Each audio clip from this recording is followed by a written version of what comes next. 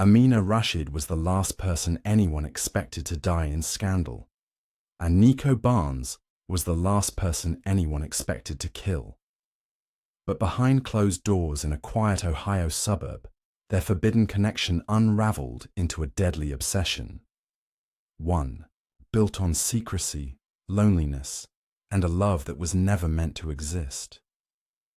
Amina Rashid lived a life that many would envy from the outside. Her home in the suburbs of Greenville, Ohio, was always spotless, her children well-mannered, and her public image nearly flawless. She was deeply rooted in her faith, attending the local mosque regularly and volunteering at the community center every weekend.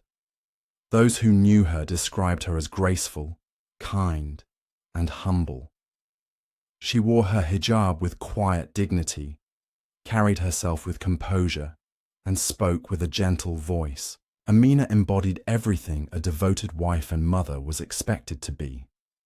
Her husband, Faisal Rashid, was a successful businessman who had built his own real estate firm from the ground up. He provided well for the family. There was always food on the table, money for new clothes, and even yearly vacations to Dubai or Istanbul. But while the world saw a well-functioning family unit, what went unnoticed was the silence that had grown inside their home. Faisal was often away for business, and even when he was home, his attention rarely turned toward his wife.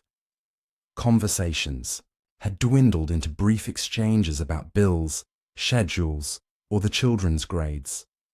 Physical affection had all but disappeared. Amina, while not neglected in the traditional sense, felt like a ghost in her own marriage, present but unseen. The emotional distance weighed on her more with each passing year. She tried to dismiss the feeling, reminding herself of her blessings, her faith, and the responsibilities she carried. Yet, at night, when the children had gone to bed and the house fell silent, Amina often found herself lying awake, staring at the ceiling, wondering if this was all there was for her life. She felt like she was fading. Her husband rarely asked about her thoughts or feelings, and she stopped offering them. Their connection had become purely functional, a well-oiled machine that no longer needed emotion to run. Amina had never thought of herself as someone who would even consider betrayal. The idea of dishonoring her faith and her family was unthinkable. But loneliness has a strange way of chipping away at a person's convictions. She longed to be seen, to be heard, to be held not just out of duty, but out of desire. Still, she stayed in her lane, performing her roles with precision. Every prayer, every school lunch packed, every dinner made from scratch. These became her way of filling the void. The breaking point didn't come with a fight or a dramatic moment. It came quietly, like most things in Amina's life. It was during one of her many solo afternoons in the garden when she first noticed the boy next door, Nico Barnes. He was helping his mother move in, hauling boxes with ease, pausing to wave politely when he caught her gaze. There was nothing remarkable about the moment, but something shifted. It wasn't desire. It was something far simpler. Someone had noticed her. It had been years since anyone really had. Amina didn't know it then, but that fleeting moment would be the first small crack in the life she had spent nearly 2 decades building. A life built on devotion, sacrifice, and silence. Nico Barnes was not the kind of young man who drew attention. At 19, he kept to himself, spending most of his days tinkering with electronics, helping his mother around the house, or wandering the neighborhood with his earbuds in and his head down. His mother, Monique Barnes, had moved them into the modest, 2-story house next to the Rashids just a few months earlier. She worked long, demanding hours as a nurse at the local hospital, often coming home after dark, exhausted and quiet. Nico, still trying to adjust to life after dropping out of community college, was left alone most of the time. He had been a promising student once, good at math, creative and thoughtful. But after the sudden death of his grandfather, who had raised him like a father, something inside Nico changed. He lost motivation, withdrew from his friends, and stopped showing up to classes. His mother chalked it up to grief and gave him space, hoping he'd find his way back in time. Instead, Nico turned inward, seeking structure in routines, fixing broken radios, sketching blueprints of gadgets, mowing lawns for neighbors. It was his way of staying busy, of feeling useful. He first spoke to Amina Rashid while he was trimming the bushes that separated their properties. She had stepped outside to water her plants, and he offered a casual "good morning." She smiled and thanked him for keeping the yard so neat. The exchange lasted less than a minute, but for Nico, it lingered. There was something about her that caught him off guard. Her calm presence, the soft rhythm of her voice. She didn't look at him the way others did, with cautious distance or casual dismissal. She looked directly at him, with interest. As days passed, their paths crossed. More frequently, Amina would often be in the backyard tending to her herb garden, and Nico found himself lingering outside longer, offering to carry groceries or fix a squeaky fence gate. At first, it was innocent. Amina was polite, thankful, and slightly amused by his quiet helpfulness. But over time, Nico began to look forward to these moments. He would time his chores around when she was outside. He started paying attention to the small details: how she tied her scarf, the books she read on the porch, the way she paused to close her eyes when the wind picked up. What began as simple gestures soon became emotional dependency. Amina didn't realize how much she had come to enjoy Nico's presence until one afternoon when he wasn't outside. She found herself scanning the backyard, oddly disappointed by the silence. It wasn't love, not yet, and certainly not planned. But it was something. It filled a space that had been empty for far too long. For Nico, that space felt different. With no close friends, no job, and no clear future, Amina quickly became the center of his attention. She was older, graceful, and unreachable in a way that only made her more compelling. In his mind, he wasn't just a neighbor doing favors. He was someone important to her, someone she needed. He had no idea how dangerous that belief would become. It started with text messages, short ones at first, simple thank yous, polite check-ins, small talk that barely crossed the line of formality. But each message carried with it a small jolt of excitement for Amina. She had never texted another man like this before. It felt risky, but harmless.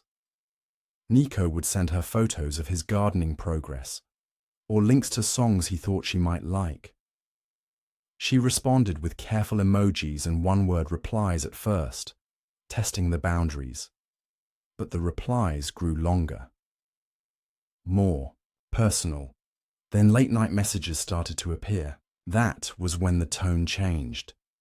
Amina found herself waiting for those messages, hiding her phone from her husband and children, feeling alive in a way she hadn't in years. It wasn't just the flattery, it was the attention. Someone wanted to know how her day was, what she was thinking, what she dreamed about.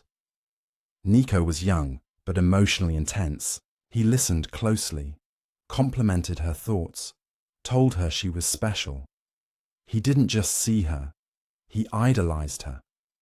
And in a moment of weakness, Amina leaned into it. Their first physical encounter happened on a rainy evening when Faisal was out of town and the children were asleep. Nico had texted that he had left something for her by the side gate. Curious, Amina stepped outside with an umbrella, only to find him standing there, soaked and shivering, holding a small bundle of garden herbs She let him inside for a towel, just for a moment. That moment changed everything. A hug turned into a kiss, and a kiss became something more. The line had been crossed, and neither of them looked back. What followed was a series of secret meetings, always at night, always carefully planned. Sometimes it was in Amina's kitchen, while the family slept upstairs. Other times, in the back of Nico's car, parked far from the neighborhood. Every meeting was a risk, but that was part of the thrill. Amina convinced herself it was temporary, a phase, something that would pass. But it didn't. The more she tried to pull back, the more entangled she became. Her thoughts were consumed with Nico. His words, his touch, his gaze. She knew it was wrong. She knew if anyone found out, it would destroy her life. But she couldn't stop. For Nico, the affair was never casual. It was everything. He started journaling about her, sketching her face, imagining a life where they could be together openly. He believed she loved him just as much, that the only thing standing in their way was her fear. He began to resent Faisal, a man he had never really met, for keeping her trapped. In Nico's mind, they were soulmates. The secrecy was only temporary, but others were starting to notice changes in Amina.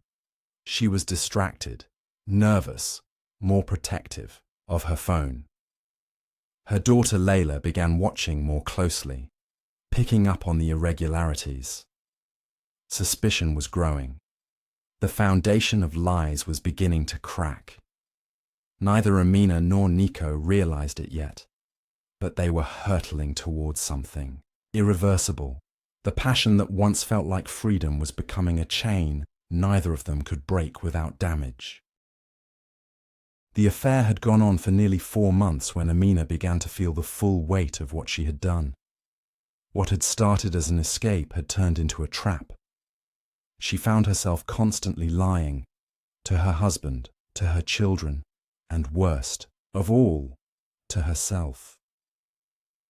The secrecy that once gave her a rush now kept her awake at night.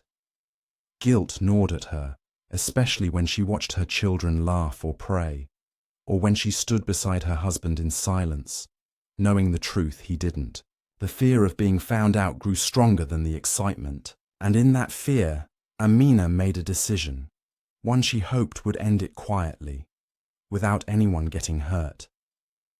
She met Nico one final time at a nearby park. The cold wind made her shiver as she spoke, explaining that things had to end.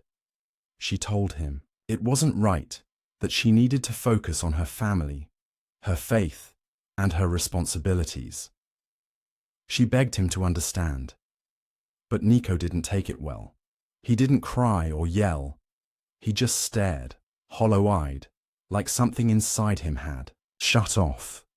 He told her she was making a mistake, that she didn't mean it. But she did. She walked away, hoping he would eventually let go. What Amina didn't realize was that Nico hadn't just fallen in love. He had fallen into obsession. In the days that followed, Amina tried to return to normal. She deleted messages, changed her routine, and avoided being alone outside. But the damage had already been done. Nico began sending messages again, long ones, emotional ones, angry ones. When she stopped replying, he began watching from a distance. He never approached her house directly, but Layla noticed him once, parked a few streets away, just sitting in his car. Amina brushed it off, telling herself it was just a phase, that he'd move on. But Nico wasn't letting go. Then, one stormy night, Amina didn't come home.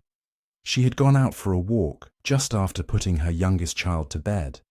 It wasn't unusual. She sometimes stepped out to clear her mind. But this time, she didn't return. Hours passed. Faisal called her, phone, but it went straight to voicemail. By morning, panic had set in. Police were notified. A search began. Her car was found abandoned near a creek, with the driver's door slightly ajar. A scarf was caught in nearby branches. Her phone was missing. Her purse was still inside the car. When police interviewed the family, Layla hesitated, then finally spoke up. She told them about the secret phone she had discovered weeks ago, the late-night walks, the changed behavior. Investigators traced the phone's number and linked it to Nico Barnes. That led them to his home, where his mother hadn't seen him in over a day. Inside his room, they found a journal filled with disturbing writings, pages of obsessive notes about Amina. The final entry read, "She promised me forever. Now she's pretending none of it happened. I won't be forgotten." 3 days later, Nico's body was found in the woods, cold, lifeless, and alone. Just a few feet away, covered by a thin layer of dirt and leaves, was Amina. She had been strangled. Her death was ruled a homicide.